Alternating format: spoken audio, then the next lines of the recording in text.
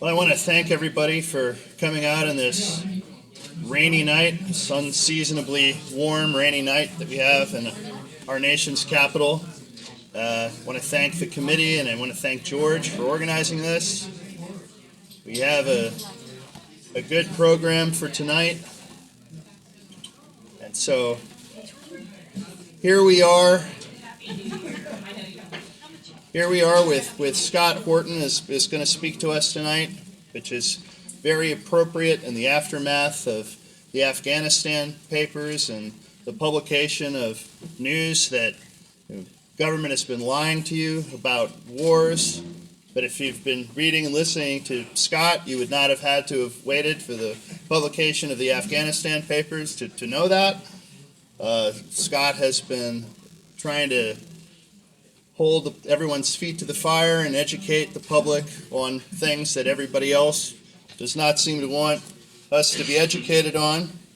Scott's the director of the Libertarian Institute and the editorial director of antiwar.com, which has been a vital website on foreign policy, really dating back all the way to the Kosovo War. We've had many other wars since then. Scott has been a host on Anti-War Radio on Pacifica in Los Angeles, and he's known for his podcast, The Scott Horton Show. He's interviewed many people, and he's been promoting foreign policy of peace and non-intervention. And he's got a new book, Fool's Errand, Time to End the War in Afghanistan, and he's edited the book, which is newer, The Great Ron Paul, The Scott Horton Show Interviews from 2004 to 2019, which should be interesting reading given that Ron Paul has also been a brave truth teller on these issues for quite some time and has actually gotten the public to hear some of these arguments on a presidential debate stage. In 2007, Scott won the Austin Chronicle's Best of Austin Award for his Iraq War coverage on Anti-War Radio. He's conducted more than 5,000 interviews since 2003. He contributed a chapter to the Committee for Responsible Foreign Policy's 2019 book, The Impact of War. Scott lives in Austin, Texas with his wife, who is an investigative reporter, so this is a very investigative journalistic household. No further ado, I want to welcome Scott.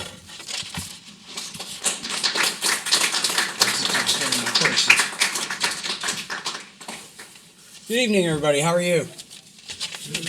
Thank you very much for having me here today. Appreciate it. My usual Afghanistan war speech takes about an hour, but I'm going to try to go fast for you and just hit on some of the major themes for you here. The occasion, of course, is the release on December the 9th of the Afghanistan papers by the Washington Post. And that was essentially, it's a collection of interviews of people involved in the Afghan war by the Special Inspector General for Afghanistan Reconstruction, SIGAR. And that's an independent agency. It's kind of a roving watchdog over the Afghan war, and they've really done a lot of great work. It's John Sopko is the guy who holds the office, and his group did all these interviews, and in order to write up a lessons learned report, as they call it, and but the interviews were all classified. And what happened was the Post found out about the interviews, and so they sued under the Freedom of Information Act and were able to get them all released. And so now it's this deluge. It's about 600 interviews, and I admit to you that I've not had a chance to go through them all yet. But I have found some pretty interesting things in there, none of which are really surprising, but still are interesting and worth talking about. So the first thing that I want to highlight here is General Mike Flynn. Now, he's famous, of course, for being indicted in the Russiagate perjury trap and all of that, Donald Trump's first appointed national security advisor. But before that, he was the head of intelligence for the Joint Special Operations Command in Iraq War II, and in Afghanistan was the right-hand man for General Stanley McChrystal during the surge that began in 2009 through 2012. And Flynn gave a really interesting interview to the SIGAR folks, and there are a few different quotes in there of him that I like, but the thing that was the most important is it just runs on and on, where Mike Flint asks, why are we there? And he criticizes the entire military and U.S. aid and the State Department and the entire organization. He says they never ask why, we never ask why about anything. We ask who, and we ask where, and we ask when, and we ask how, but we never ask why. And as you read the paragraph going on, it reads like Colonel Sanders and Dark Helmet and Spaceballs talking about how to watch the video in real time as they're fast forwarding through the movie. It's completely insane. And he specifies one of the things that they never ask is, why did Al-Qaeda attack us in the first place? They never even ask that. And they sure wouldn't want to know the answer. Because the answer is, he was trying to trick the Americans into invading Afghanistan. That was the whole point. Knocking down the towers was not designed to make America turn tail and run. It was designed to be a provocation. Because in asymmetrical political action, the real action is in the reaction, as Saul Alinsky put it. And so that's how they get their business done. And it wasn't that original of an idea. Back in the 1970s, after Vietnam, when the American people came down with what was lamented by our government to be the Vietnam syndrome, somehow this illness that made them reluctant to intervene in foreign wars, they said, well, I have an idea. Zbigniew Brzezinski and Walter Slocum and other military and strategic thinkers said, what if instead of containing communism, we bait them into overexpansion and we give the Soviet Union their own Vietnam? Wouldn't that be clever? And so to that end, in the Jimmy Carter administration, they started backing the Mujahideen in Afghanistan in order to provoke the Russians and lure the Soviet Union into invading Afghanistan. And if you listen to the Reaganites or the Bin Ladenites, they'll tell you, and I think pretty correctly, the consensus is, the Soviets' war in Afghanistan was one of the straws that broke the camel's back, that helped to lead to the final destruction and dissolution of the Soviet Union. So the Americans, of course, took all the credit for the CIA operation that lasted through the 80s to help the Afghans and their Arab Mujahideen volunteers who'd come to fight them. But the Bin Ladenites learned the very same lesson. With belief in God and a trusty AK-47, we can bring down even the world's greatest empires. And so after the first Gulf War, when America decided to keep all their bases in Saudi Arabia, and the Bin Ladenites decided to turn against the United States, they said from the very beginning that what they were trying to do was get us to invade Afghanistan so that they could replicate the 1980s war against the Soviet Union that we had helped them wage in order to give us our own Vietnam again. And so for the Americans to fall for this after actually deliberately using this same country to spring this trap on the Soviets is pretty shameful and embarrassing in a sense. And it comes down to the fact that, especially in this town and on TV, they refuse to ever ask why. And all they would say was, well, their crazy right-wing religious beliefs make them hate freedom and goodness in the middle part of North America. And so all we can do is defend ourselves against such an irrational and implacable enemy. When in fact, George Bush was the mark. And in Fool's Errand, you'll see the quote from Rolling Stone magazine in 2010 when bin Laden's son Omar gave an interview and said that his father was so happy when George Bush won the election in the year 2000 because he could see Mark written all over his forehead. This is a guy who will be easy to provoke. And he said, the son said that Clinton was smart. He fired a few cruise missiles and bin Laden got away, but then again, at the time of this interview, bin Laden was still alive in 2010.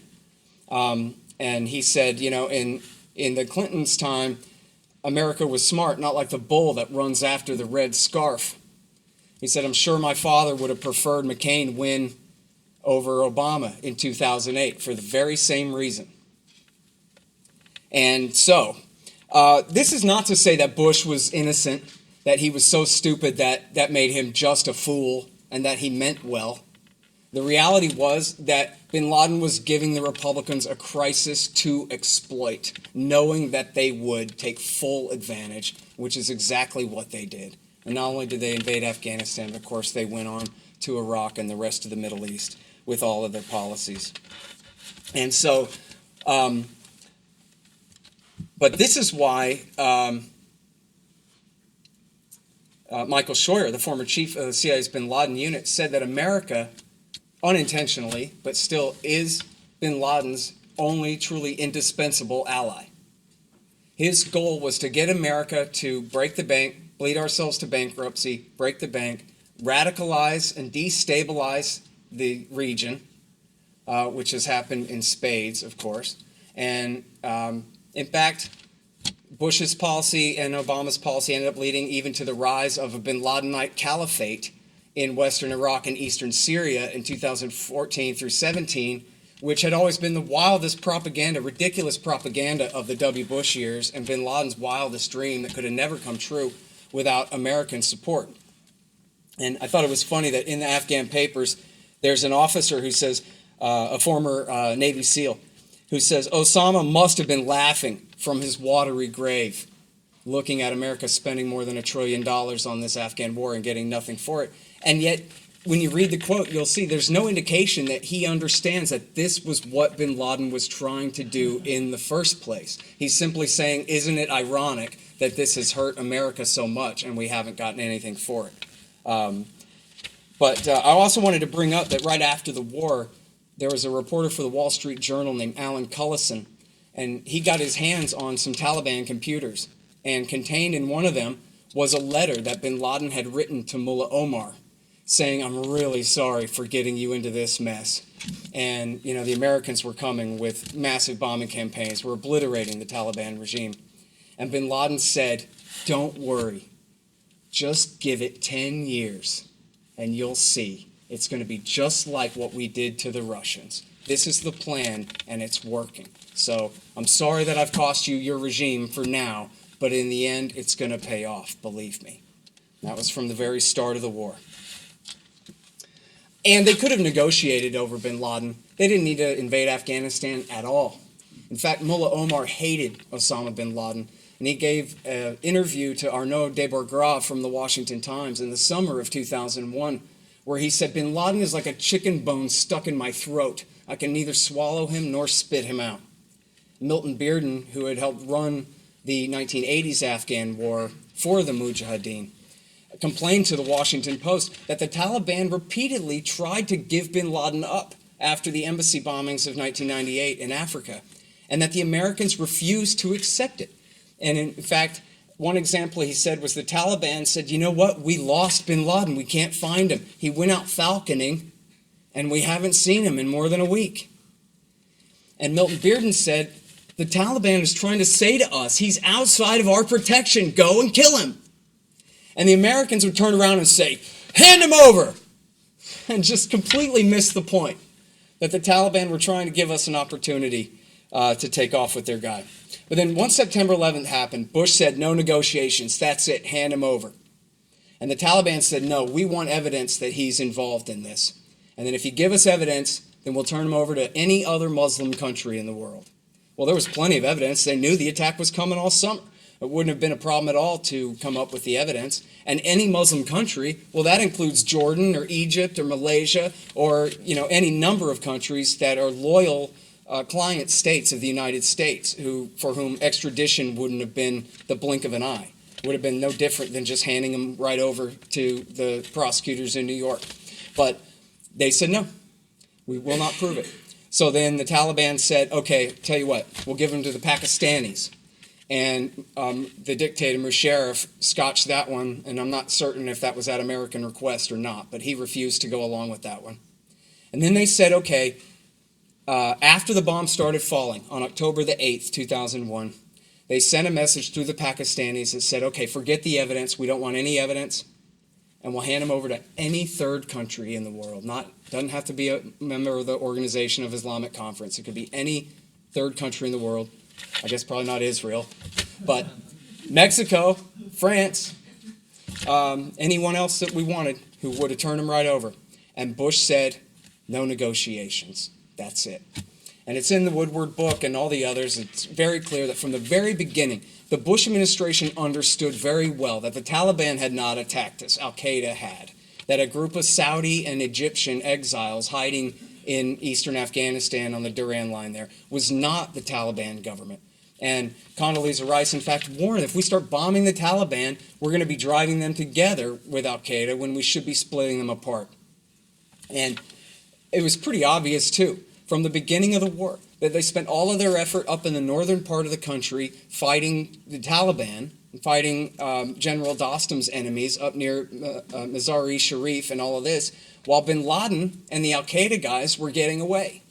And when the CIA and the Delta Force finally had them cornered at Tora Bora in December of 2001, after about 10 weeks of this, when they finally got them cornered, the Bush administration absolutely refused to authorize the ground support that they needed and that they begged for weeks. And they did use air power against them, and they killed about 500 of these guys, bin Laden's men, fellow travelers.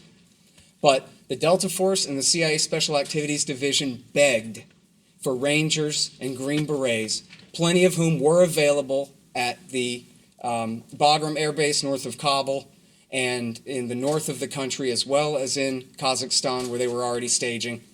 And a Senate report later found that absolutely they had every opportunity to launch what they call a block and sweep operation to close the Pakistani border and get the last of the bin Ladenites right then and there. The whole thing could have been over by Christmas 2001. And instead, they let them go. And I know you've all heard this a million times. We've all heard this a million times. Well, see, what happened was Osama slipped across the border into Pakistan. And then that's supposed to just be the end of the conversation, even though Pakistan is a friendly nation. And Robert Grenier, the CIA station chief in Islamabad, had already worked out an arrangement with their Pakistani Frontier Corps and Army to protect our guys from friendly fire, on the presumption that our guys would be chasing Al-Qaeda across the border.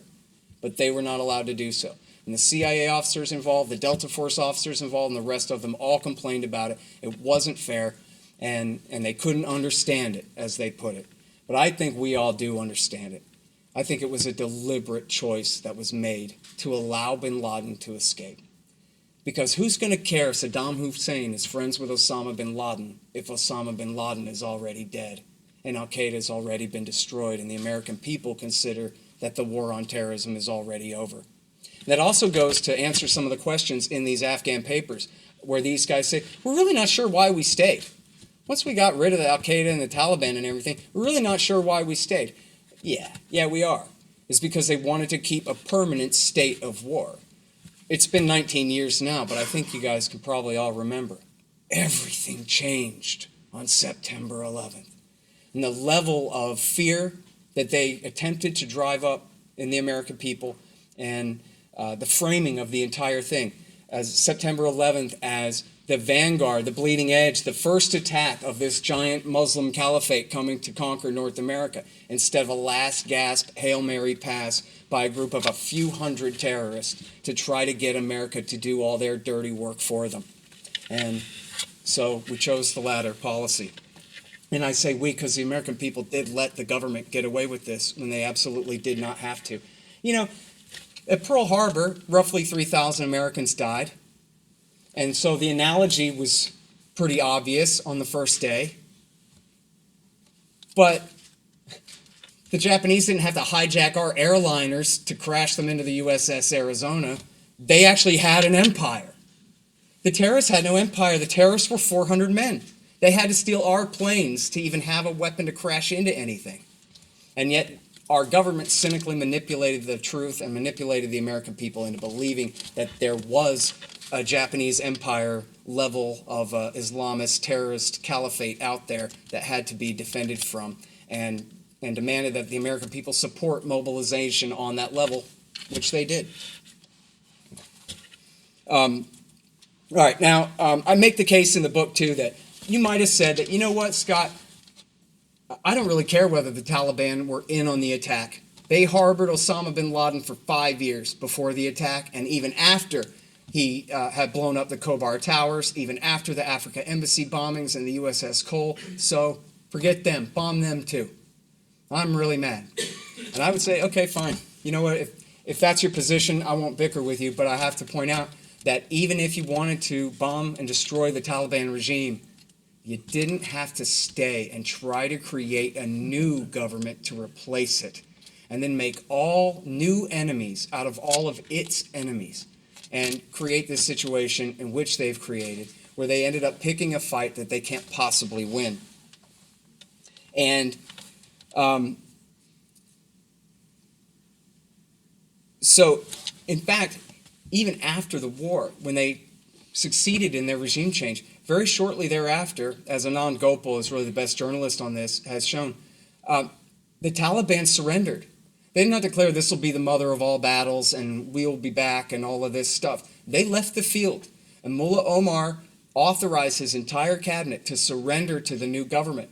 The Americans were wise enough, Zalmay Khalilzad was wise enough to pick as the new sock puppet president in Hamid Karzai. He was a member of the Popalzai tribe from Kandahar city. His father had been a very important tribal leader from Kandahar.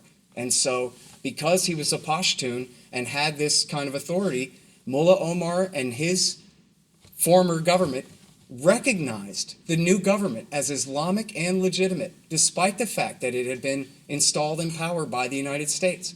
And instead of allowing them to surrender and to integrate them into the power structure, the Americans ordered them all rounded up and sent off to Guantanamo to be tortured, and continued to target them, continued to fight them, continued to pick fights with them for no reason whatsoever. And so what ended up happening was they created a situation where they can't win essentially just because of the numbers. If you take a comparison to Iraq War II, in Iraq War II, America was fighting on the side of the super majority of Shiites, 60% versus 20% Sunni Arabs. The Kurds were basically sitting it out in the north. So as horrible as that war was, and 1 million people died getting the work done, but it made sense in a way. It was reasonable to think we could succeed in creating that new Shiite government in Baghdad. In fact, they did succeed in doing that. And the Sunnis can't really do anything about it. But in Afghanistan, the numbers are just not that way. In Afghanistan, essentially you have the American coalition is the Northern Alliance of 20% minorities, the Hazaras, the Uzbeks, and the Tajiks. And we're trying to prop up a government of 20% minority groups, roughly, to lord it over the 40% plurality of the country, the Pashtuns. And they just won't accept it. They don't even speak the same language. They speak Urdu up in the north, not Pashto. They're hardly members of the same country, really, at all. And so they just won't accept, and Gareth Porter, in fact, in the back there, has done probably the best work showing, detailing, proving how the army that America has created there has been essentially Tajik-based from the very beginning, all the officer corps and all of that. These are the communists that served the Soviet Union in the 1980s. And it's essentially impossible to get the rest of the country to accept their rule. And now it is true that, like I said with Hamid Karzai there have been Pashtuns who've been included in the government. But that doesn't really amount to representation for the Pashtun people in any way. It really just means worse warlords closer to home. And so in the history of this war, you've had these terrible Pashtun warlords like PKZ and Shirzai, who are just child rapist, heroin dealer, murderer, extortionist, warlord criminals, the worst kind of criminals. And then America makes them governor. America puts them in charge. And so imagine somebody doing that here, doing a regime change here, and all the people that they decide to make our governors, our police chiefs, our mayors, are all the very worst criminals in our society. And, I mean, don't get me wrong, obviously our politicians are the very worst criminals in our society. But you know what I mean. I'll give you an example. Ryan Crocker complains about a warlord named Fahad and says, "Oh, I was so glad when I found out that guy died. I check every day to make sure he's still dead. He was such a bad, horrible, terrible warlord." Well, this was the guy who was the vice president of the country for years and who had, if you guys have ever heard of this, and it's in the book, was responsible for the military hospital scandal, where this guy was just stealing all of the medicine from the military hospital and was extorting the wounded to pay, huge sums extra to even be treated. And the parallel here would be if Donald Rumsfeld or Leon Panetta or Robert Gates was personally going and looting Walter Reed for their own personal benefit. They get paid other ways here. They go sit on a board at Raytheon and make it up later. But can you imagine extorting the wounded soldiers in Walter Reed? Oh, you want your leg fixed, huh? And this kind of thing, depriving them of basic antibiotics and the rest. These are the people that we put in power in the country there. And so no surprise that that government has been rejected. Also, I need to talk real quick about the story of the Pakistani involvement in the war. Now, I mentioned that Pakistan is an allied state. Why is it, as everybody knows, and there's been numerous books published about this by now, that the Pakistanis back the Afghan Taliban? Can't we ask them to stop? And why won't they? And the answer is because America's allies in the capital city are backed by the Indians, especially the Tajiks have a close relationship with the Indians.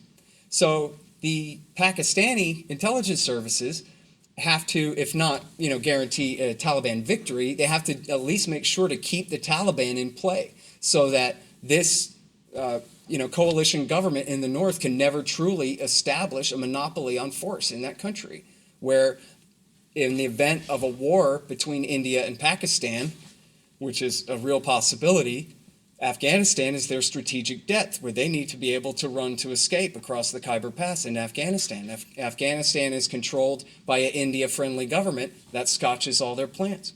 And so what does America do? America, from the Bush years on, continues, and into the Trump years, continues to ask the Indians to increase support for the government in Kabul because, don't you know, they're under assault by the Afghan Taliban, which is backed by the Pakistanis. So the more we ask the Indians to help, the more the Pakistanis intervene on the side of the Afghan Taliban against our side. And around it goes over and over again. It's been like this for almost 20 years now. And by the way, the Saudis, our best allies, also back the Taliban and have this whole time because the Taliban are enemies of their enemies, the Hazaras, who are allied with Iran, the Afghan Shia. And so this whole time, just like in Iraq War II, where our guys are getting killed by the Sunni-based insurgency, it's Saudi dollars that are financing the resistance against the American GIs there. Now, here's something funny. You guys ever read The Grand Chessboard by Zbigniew Brzezinski, 1997? In The Grand Chessboard, Zbigniew Brzezinski, one of America's all-time greatest foreign policy thinkers, they say, he said, we have to stay in Afghanistan. We have to help support the Chinese-Pakistani Taliban axis in order to keep the Iranians, the Russians, and the Indians out. Well, that's the exact opposite of the war that we've been fighting since 2001. So is it that Zbigniew Brzezinski didn't have any idea what he was talking about back then? Or is it that the American leadership doesn't have any idea what they're doing now? Or does it even matter as long as bombs are getting sold and somebody's getting paid and the Bagram Air Base is being occupied one way or the other?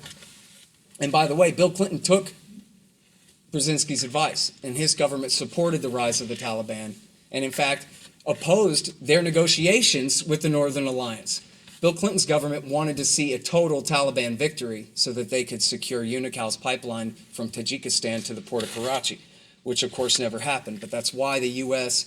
backed and worked with Saudi and Pakistan to help install the Afghan Taliban in power in 1996 in the first place. All right, so here's a little bit of geography. Afghanistan is the size of Texas. Now, I don't know how many of you guys have ever been to Texas, but I'm from there, and so I'll tell you, it's huge. There's a real reason why people make jokes about everything's bigger in Texas and all that. Here's how I can help you to understand. I live in the center of Texas, in Austin, a little bit east, but generally, essentially the center of the state. From Austin to El Paso in West Texas is halfway to the Pacific Ocean. Okay. From the middle of Texas to West Texas is halfway to LA. That's how big Texas is. Okay? That's how big Afghanistan is. And Afghanistan is landlocked, and not just landlocked, but landlocked behind mountains.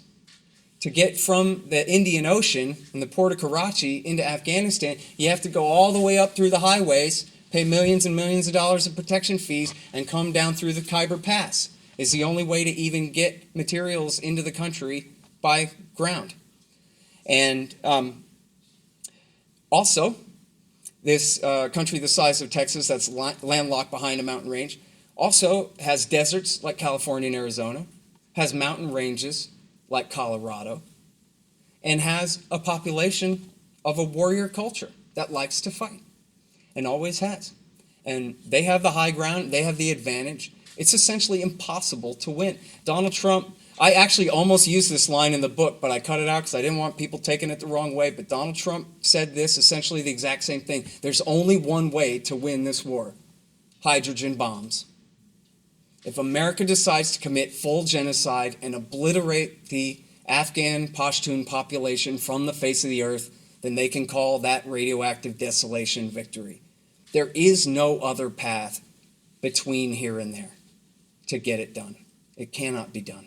And in fact, as I show in the book, and I didn't even find this out until after my book was written, some guy had written an entire book just on the fact of America financing the Taliban the whole war long through taxes, aka protection money. The only way to get gasoline, ammunition, supplies to American forces in the field is to bribe the Taliban hundreds of millions of dollars to allow the equipment to go through. And there was a case, and it's Rostam, the guy that wrote the book on Chalabi, Aram Rostam, did a piece about this, where he showed that there's a security company in Afghanistan that was run by the defense minister's son. And what he did was like a Blackwater mercenary type firm. And what he would do is he would hire the Taliban to drive the truck in front and behind all the American convoys to protect the American goods going to the soldiers fighting the Taliban. And not only that, he set up a lobbying firm, or hired a lobbying firm on K Street here in Washington, D.C. to lobby for the surge and to lobby to help keep the war going longer, because that was his interest, paying the Taliban to protect the supplies for the American soldiers. That's the reality of the war in Afghanistan. Now, to read through the Afghan papers, it's a bit frustrating because all these guys, they all say the same thing. Stephen Hadley says, yeah, we would have our National Security Council meetings and we would make these decisions, but boy, implementation was just always the difficult part. Okay. And that was why Stephen Hadley hired General Lute to be the war czar. Remember that? George Bush was sick and tired of running his own wars that he started, so he brought in Dan Lute to be the war czar. Lute is the one that says, we didn't have the foggiest notion what we were doing there. The Afghan National Security Forces were an absolute joke. Their retention rates were essentially nil. We spent more money building up the Afghan army to only disappear in some years than on the F-35, which is history's greatest boondoggle. You thought. I'm doing the long version of this speech, aren't I? So we got to talk about Obama's surge. Obama said that Afghanistan was a good war, unlike Iraq, and so he was going to expand it. But he was only going to send a couple more brigades. But as soon as he took power, they launched this massive push to force an escalation. And he sent 17,000 troops, and then he sent 21,000 more, and then he sent 30,000 more. Because essentially he was extorted by Robert Gates and David Petraeus and Stanley McChrystal, John McCain and Lindsey Graham, and the American media, that we can win this. Doesn't matter the details, just believe us. The surge worked in Iraq, and we can do it again with the brilliant genius of David Petraeus and Stanley McChrystal and their counterinsurgency doctrine. And the fad of counterinsurgency swept this town. And, everybody who was anybody was talking about how, especially these men, Petraeus and McChrystal, they are the most brilliant geniuses. They are war machines. They only sleep 4 hours a night, and they can do all more push-ups than their guys. And they know what to do. And everything I just described about which population is where, and the geography and the terrain and the interests, the divided loyalties, and the Pakistanis next door. No, don't have to worry about any of that. All you need to know is that we're going to come in and we're going to give these people a government in a box. That was what McChrystal said. We're going to give them a government in a box. And we're going to say, okay, instead of doing it your way from now on, we're going to do it our way. And you know what? They canceled the counterinsurgency doctrine just a couple of months into 2010. They launched a massive invasion of this small town called Marja in Helmand province, where they had no business anyway. They tried to pretend it was a city of 80,000 people when it was actually this very tiny little agricultural community. And, you know, most of the fighters just fled from the first day. So it was a much smaller population to work with. And they got absolutely nowhere. And the fighters would come out at night and fight, and then they'd go inside or go back to their day job in the daytime. The American infantry, who were ordered to stand around like traffic cops trying to be officer friendly and win the people over, were just getting sniped and killed, and so they quit going out, started staying at their bases. And the whole tactic essentially, or the whole strategy essentially boiled down to just night raids, expanded night raids. But now how you win hearts and minds with Delta Force and Navy SEALs kicking in people's doors at 3 a.m., humiliating them, wounding them, injuring them, humiliating them in front of their wives and children, and all these things, standing with a boot on their face, quite literally. This is no way to convince the people of Afghan Pashtunistan that actually we would be a much better security force for you than your own fathers and brothers and sons and cousins who are helping to resist our violence. The fact that they were able to double the war based on such a ridiculous policy of winning the people over to us away from their own family members of the militias resisting us is, again, a testimony to the groupthink and the propaganda in this town and the media, the refusal of people to ask critical questions about how this stuff was supposed to go. And so they canceled it. McChrystal said that Marja is a bleeding ulcer. It's not going anywhere. And shortly after that, Michael Hastings published his report in Rolling Stone where McChrystal was trashing Obama and Biden, and so he was fired. But Obama was smart once in his life. He brought in Petraeus. He demoted Petraeus from commander of Central Command and said, okay, you're the godfather of coin, dude. Go and make it work. And Petraeus had no choice but to take the demotion and go and to oversee the war in Afghanistan. And the first thing he did was cancel counterinsurgency. All they did was just escalate the air war, escalate the targeted raids, and forget anything about building a country or supporting civil society, which was smart. Because, as we said already, the more money they spend and the harder they work to install this new government, the worse they make things for the people there and the more resistance they engender.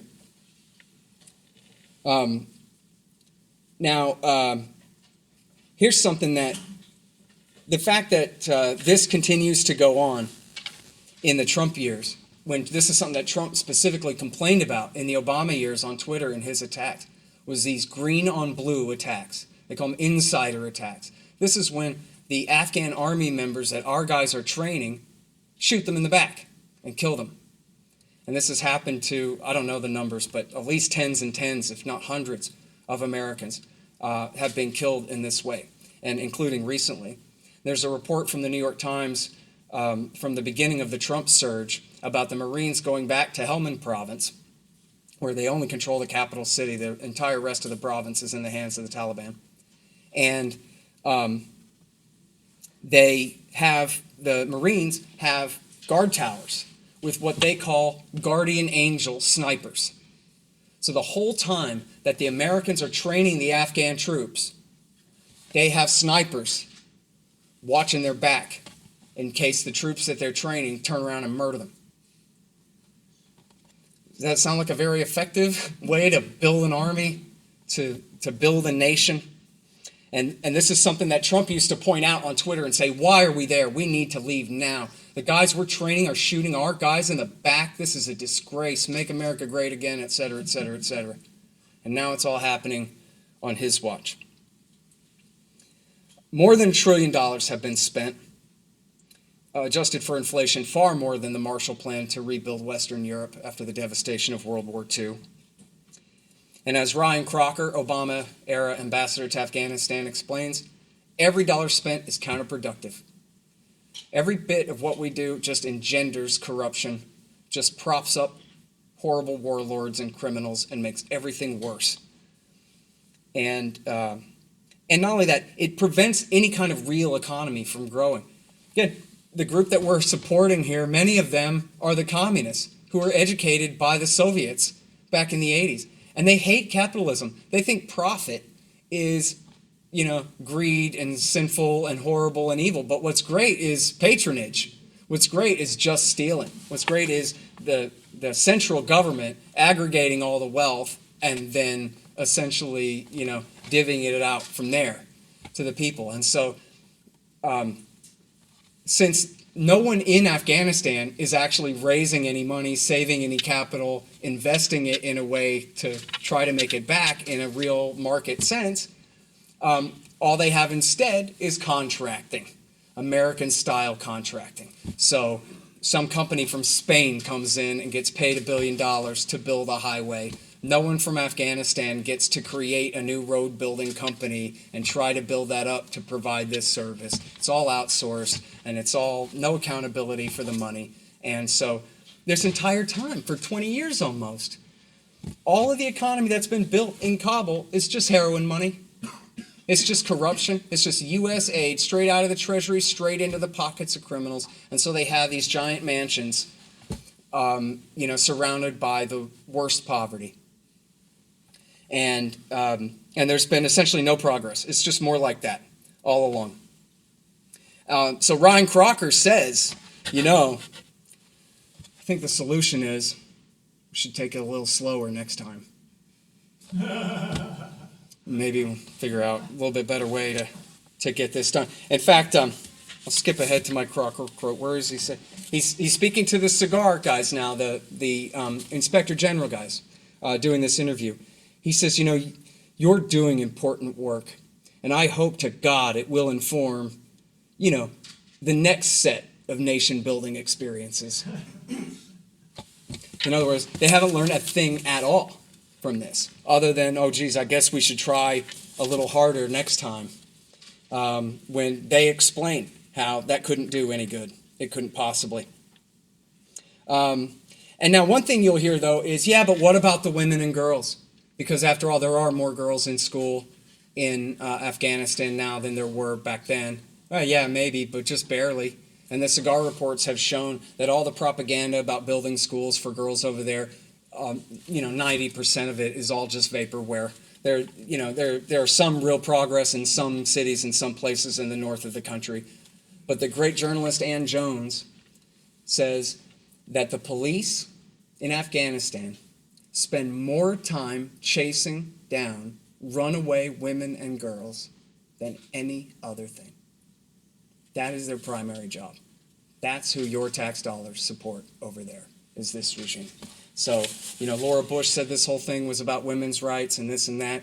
Well, it's just not right. We haven't done a thing to secure that. And the groups that we put in power are just as oppressive.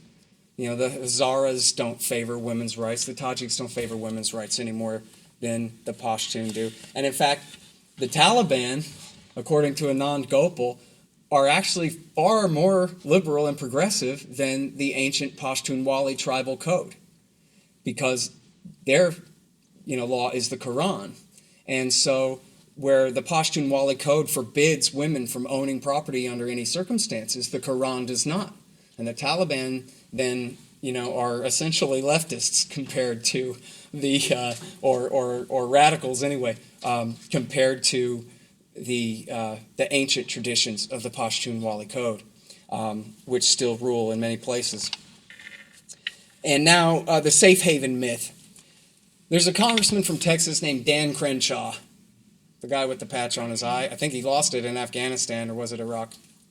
Anyway, he's the new John McCain. He's the new hawk out there to say, well, I was in the war, so you can't say anything. I know what I'm talking about, and I say that this is the deal. And he's probably now the biggest proponent of the safe haven myth.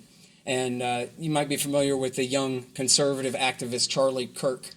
Well, Crenshaw went on Kirk's show last week, and he said, listen, the reason people are so upset about Afghanistan is because our politicians and leaders have been lying to us this whole time and telling the American people that the goal was victory. But that's not the goal. And so we shouldn't have to feel like we're settling for less for not having victory. We're only there for prevention.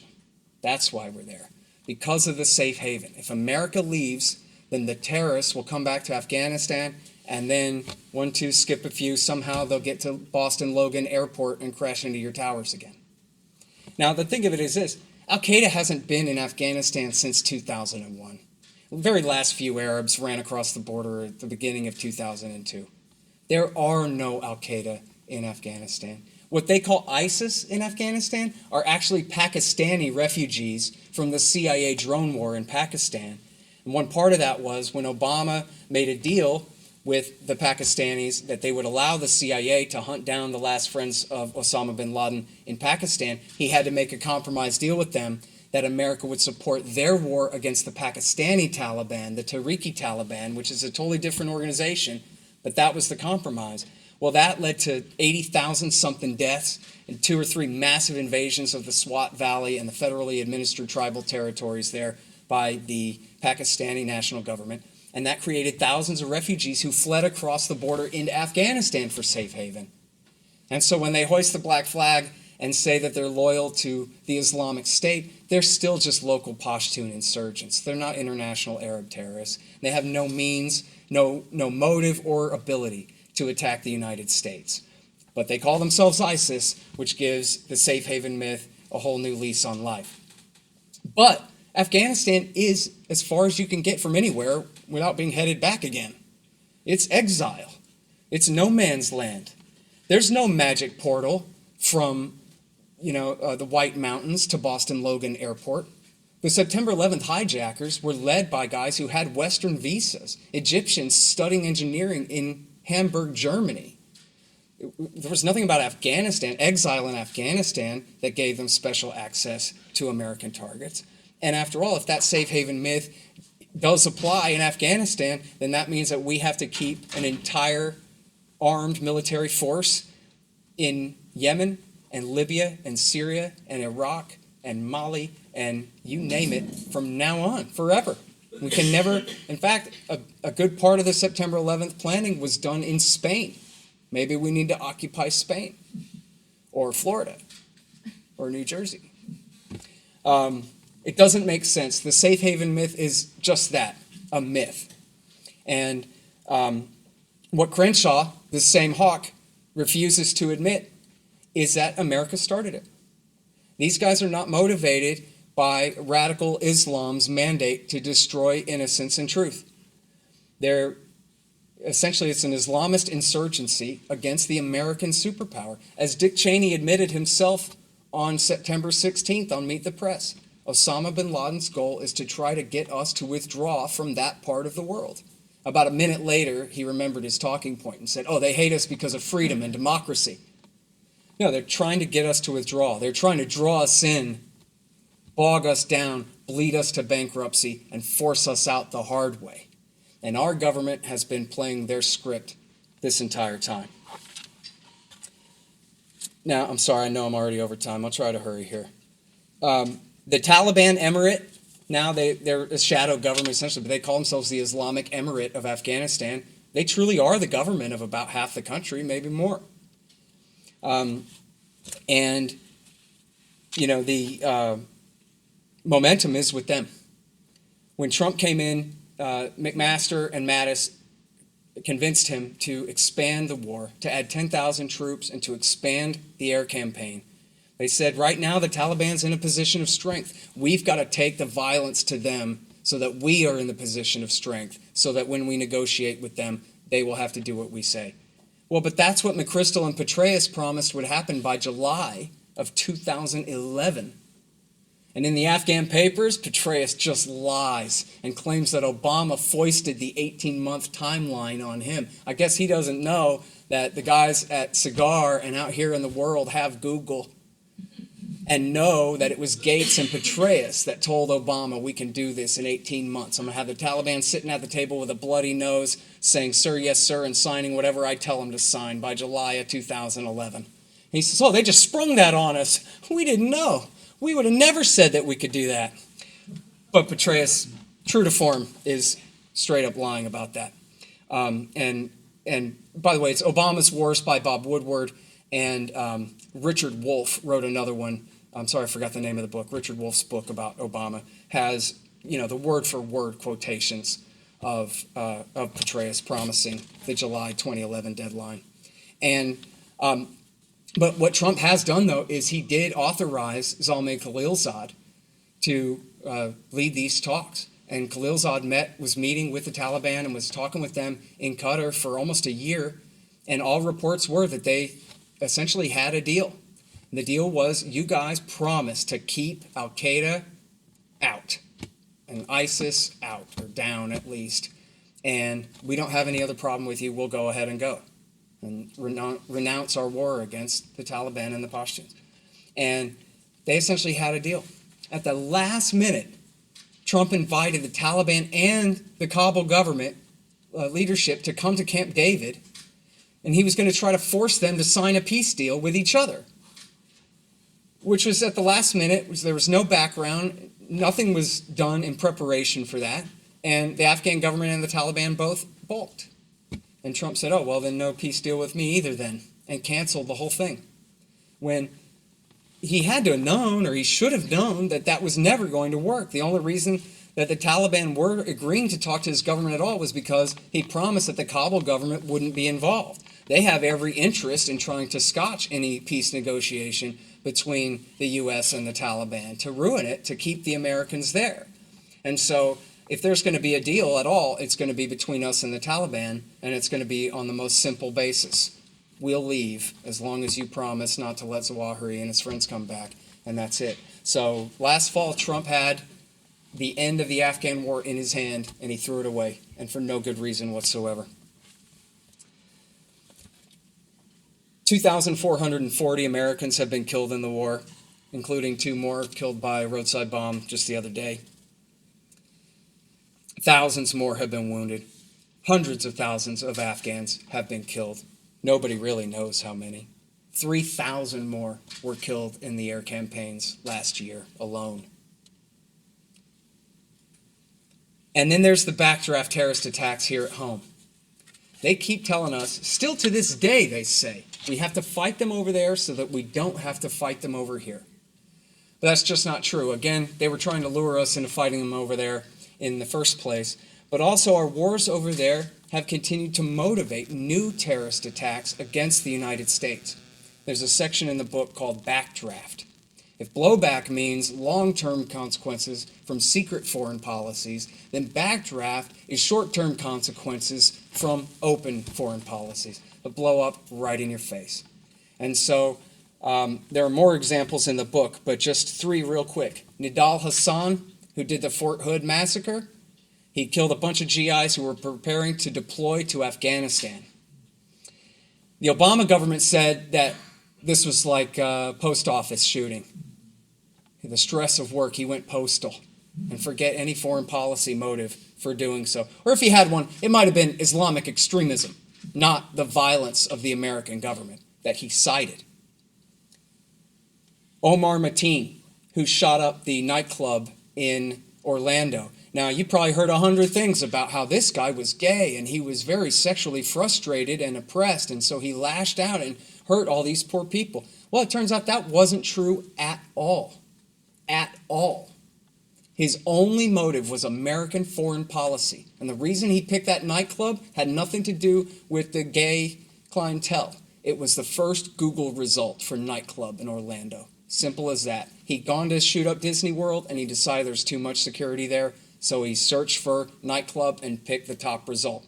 And during the siege, you might remember the cops cowered and hid outside for hours while this was going on. And he called 911 and gave a statement. And he typed out a big explanation on Facebook about why he was doing it. And our government didn't release all that stuff until later, after their big narrative about his sexual frustrations had taken hold. But it turned out his only motivation was American foreign policy, and namely the war in Afghanistan as well. The Tsarnaev brothers that bombed the Boston Marathon said the very same thing. And you might not know this name, Mohammed al-Shamrani. He's the guy that did the Pensacola attack at the Navy base in Florida just a few weeks ago. And I'm pretty sure that I'm the only person in my article for antiwar.com who quoted his entire statement that he wrote on Twitter. There was one Republican congressman who tried to quote just part of it, and Twitter deleted his account or suspended his account for daring to even post a part of it. And this Republican congressman somehow got Islamic extremism out of the statement, but it was nothing of the kind. Every single thing that he said in there was about American foreign policy. He says explicitly at the beginning, I do not hate you for your freedom. I do not hate you for anything good about you. I'm doing this because of the violence. And the article is on antiwar.com. It's called Pensacola, Blowback Terrorism. And of course, they deleted his Twitter account, but I got it from the Wayback Machine, and you can read the whole quote there. It's just as plain as day. There's no way to spin it in any other fashion. And it's just, well, who was he connected to? Who radicalized him? What mosque was he going to where he picked up this stuff? All you got to do is turn on NBC. Or, read it in the Post.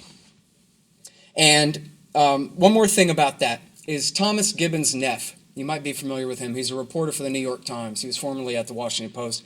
And he's a Marine and a veteran of Iraq War II, and I think Afghanistan as well. Yeah, in Afghanistan as well. And he wrote a thing for the Washington Post after the Boston bombing, where he said, you know what, I'm over in Afghanistan getting shot at, and I'm telling myself that I'm doing this to protect my family. I'm drawing the fire of the bad guys to me way out here in the wilderness, so to draw them away from my people back home. But wait a minute. If the Boston bombing was motivated by what I'm doing here in Afghanistan, then that doesn't really make any sense, does it? And what I'm doing is actually counterproductive. I'm not protecting my family at all. I'm putting them at risk. Simple as that. It's simply logic. And it's true enough. And then the rest of us have to live in this police state too. This is the choking life, as bin Laden called it. It wasn't that he hated freedom. It was that he assumed that we loved it, that we cared for it, and that we would be jealous of our freedom, and that we would try to protect it. And that if it became obvious that our choices either keep our world empire and our dominance in the Middle East and give up our Bill of Rights, or abandon our empire so that we can keep our republic, that we would choose the latter. Well, he was wrong. The American people did not choose that. And, the freedoms, I won't try to go down the list. You all know what all we've lost in the time since September 11th that we'll never get back. The choking life, that's what he called it. He was trying to persuade us that it wasn't worth it to give up what was so great about our society in order to smash theirs. Chose wrong. And now, just to end here, because I know I'm way over, it's not giving in to the enemy to stop doing the wrong thing. It's not conceding to terrorists. The thing is, we're not supposed to be a world empire in the first place. Our government should never have supported the Mujahideen. They should have never supported the government in Iran. They should have never supported Saddam Hussein's regime in Iraq. They should have never supported any of the interventions over there, propping up countries, dictatorships in Saudi Arabia or in Egypt, or for that matter, supporting bin Ladenite revolutions in countries like Libya and in Syria. We have no business being over there at all. And as we can see, we have a country right now where hardly anyone even believes that we can even continue to be a country anymore. People are talking about civil war. People are talking about such division between left and right, between town and country and the coasts and the center and everything. Everybody just hates each other so much. And so much of that comes from the war. So much of that comes from whose side are you on in the fight over the most important thing. You think about how many families were destroyed over Thanksgiving arguments about torture during the Bush years. Fathers and daughters who never spoke to each other again. over stuff like that. And it's the same way in the country as a whole as well. The partisan divide is so deep, and mostly owing back to the dawn of the terror war, and especially the war in Iraq back then. But it's not supposed to be this way. It never was in the first place. So for us to stop and to start getting it right now is not conceding to the enemy, it's not surrendering, it's not giving in, it's just doing the right thing. And one last thing, there's a brand new group called BringOurTroopsHome.us. And these guys are all combat veterans of the 21st century wars. No Vietnam vets here. They're all from the 21st century wars, and they're all libertarians and conservatives. They're all leaning right. They're all guys who say that they would be happy, essentially their party line is they would be happy to support Trump if he would do what he said, what he promised them about ending these wars. And so for those of you who are veterans and people in the YouTube audience later, I urge you to look them up, BringOurTroopsHome.us. It's the most important project going on in America right now. And, there's essentially $1 billion worth of free public relations for the anti-war movement laying right there for us to use if we will. We'll do our best to help make a change. So I think that's it. Thank you, guys.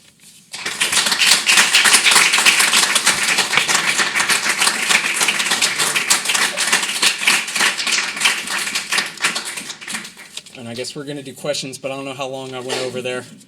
We have time at all? Another question. Sure. Kind of keep coming back to the crux of the matter of being President Trump, who campaigned on bringing our troops home. Yeah. In your wisdom and what you do here, how long would it take really if he's called up the generals and said, Afghanistan, we want our guys home? Can they be home in 30 days, 90 days?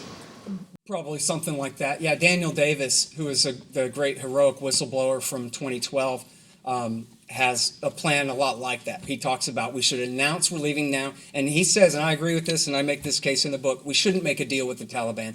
It's asking too much of the Americans to shake hands with the Taliban and admit that the better man won and now we got to go. They're just never going to do it. So just call it good enough and go. And what Daniel Davis says is it should be a responsible withdrawal. And that means, in his mind, that should take no more than 6 months. But I believe 90 days was his idea for what it should really take to pack up everything and get out of there, which sounds reasonable enough to me. Yeah, you've kind of criticized the Post for being like a mouthpiece to the Pentagon and CIA. So what's your take on why they publish things so subversive to the war machine? Yeah, that's a great question. In fact, there was a time when I was writing the book that I was actually worried that too many of my footnotes say Washington Post, and that people are going to read the book and say, okay, Horton read the Post, big deal. So did I already knew this stuff. Because in reality, their news division has done great work on Afghanistan all along. And it's Fred Hyatt and the editorial board, they're worse than anyone in the country other than maybe the Wall Street Journal, but they're equal, I guess. And they're just absolutely horrible. And this is as much their fault as anybody's. I bet you if you went back and reviewed the media from Pravda and TASS in the 1980s, I bet it's no worse than the kind of crap you could read in the Washington Post about how it's working and we just need to stay a little bit longer and try a little harder and spend a little bit more money. And here are a couple of quotes from some lying generals saying that it's going to work out just fine if we give it a little more time. The Washington Post editorial board has been at this for 19 years straight now, and they're not backing down either. But at the same time, they have had some really great reporters. One of their reporters is an Indian guy whose name I can never pronounce, Shaka Sandrian or something like that, and he wrote a book called Little America, much of which was serialized in the Post, which is just incredible. And quite a bit of what I write about in the book comes from them. So they really do have good reporters. They have the resources to get good journalism done. But as always, it does take reading between the lines to get the real lessons and the real point there. But this guy, Craig Whitlock, that did this story, has a pretty good record on his Afghanistan coverage in the past, I'd say.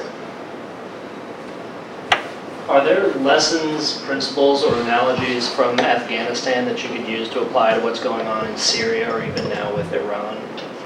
Sure. Well, I mean, the basic lesson is that all of this is biting off more than our government can chew. And so if they can't tame Afghanistan, how could they possibly have any kind of real dominance in a place like Syria or Iraq? And if you can imagine a real war in Persia, a regime change war in Persia, the Ayatollah killed, the mullahs run out of power, and American and or allied occupation forces in the country. I mean, everyone in here right now is going, oh my God, right? To do that to Persia would be an absolute catastrophe. And by the way, it's worth pointing out, one, that there's probably nobody other than Benjamin Netanyahu who would like to see that more than Ayman al-Zawahiri, the leader of al-Qaeda, hiding out in Pakistan somewhere, supposedly, other than making him the Pharaoh of Egypt, killing the Ayatollah, and turning Persia into a sectarian slaughterhouse on the order of what we've done in Afghanistan and in Iraq and in Syria and in Libya and in Yemen, is exactly what they would want to see. It's probably the best thing that America could possibly do for al-Qaeda, the actual enemy that shed innocent American civilian blood. So I don't know if you know anything about this, but what's the status right now of the Doha talks? Do you have any sense of, I know there's a couple of agreements that have been sort of drafted, but we got anything more on that? I think there was a report from about 2 or 3 weeks ago that said that they were starting them again. What had happened was Trump had added a new requirement that the Taliban accept a ceasefire between the Taliban and the Afghan government. And that was seen as a poison pill there for a minute, but the Taliban accepted it. In words they accepted it, but the violence has continued. So I don't know if the Americans really mean that they're not going to, get anything substantive accomplished in the talks until a ceasefire is really implemented. I don't think that's very likely to happen. Hopefully the Americans will just back down on that requirement.